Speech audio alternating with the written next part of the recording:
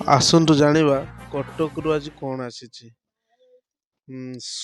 ଚନ୍ଦୁ ତା ମାମୁଁ ଘରୁ ତା ଅଜା ଆଜି କ'ଣ ପଠେଇଛନ୍ତି ଦେଖିବା। ବ୍ୟାଗ୍‌ଟା ଟିକେ ଫିଟେଇଦବା। ବ୍ୟାଗ୍‌ରେ କ'ଣ ଅଛି ଦେଖିବା।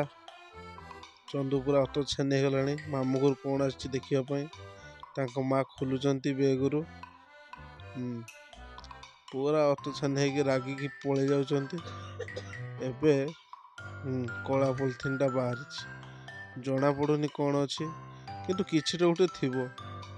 କଳା ପଲିଥିନ୍ କି ଏବେ ଚନ୍ଦୁର ମା, ଚନ୍ଦନ ମା ମାନେ ମାମା ଖୋଲୁଛନ୍ତି।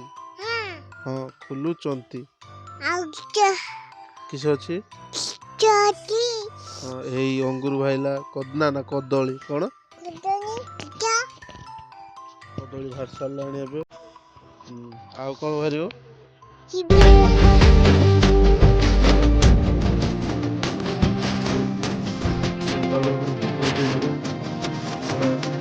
ଡାଳିରେ କଦଳୀ ରହିବ।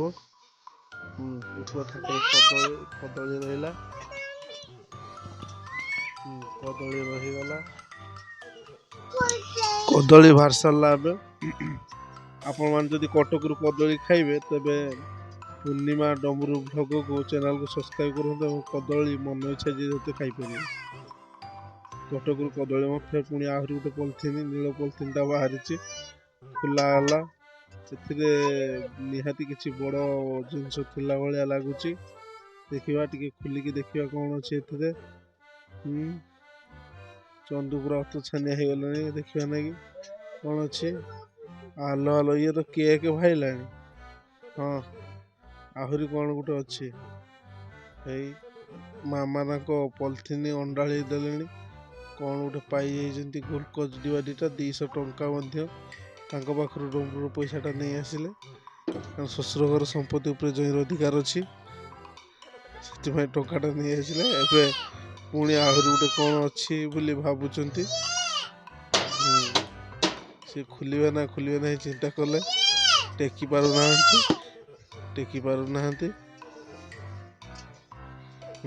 ବାହାରିଛି। କଳା ପଲିଥିନ୍ କ'ଣ ଅଛି ଦେଖିବା। ଅଙ୍ଗୁର ବାହାରିଲା। ଅଙ୍ଗୁର ହଁ, ତାକୁ ତଳ ଥାକରେ ରଖିଦେଲେ। ଏବେ କ'ଣ ଅଛି ଦେଖିବା। ହଁ, ଏବେ ପୁଣି ଆଉ ଗୋଟେ କଳା ପଲିଥିନ୍ ବାହାରିଛି। ଏଥିରେ କ'ଣ ଅଛି ଦେଖିବା। ଚନ୍ଦୁ ଏବାଟା ଏଇଲ ସେଉ ନା କମଳା। ଖରାଦିନେ କମଳା ଖାଅ, ସୁସ୍ଥ ରୁହ।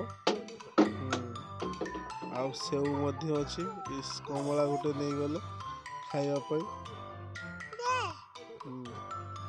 କମଳା ନେଇଗଲେ ଖାଇବା ପାଇଁ। ସେଉ ଭାଇଲା। ଏବେ ଖାଇବେ।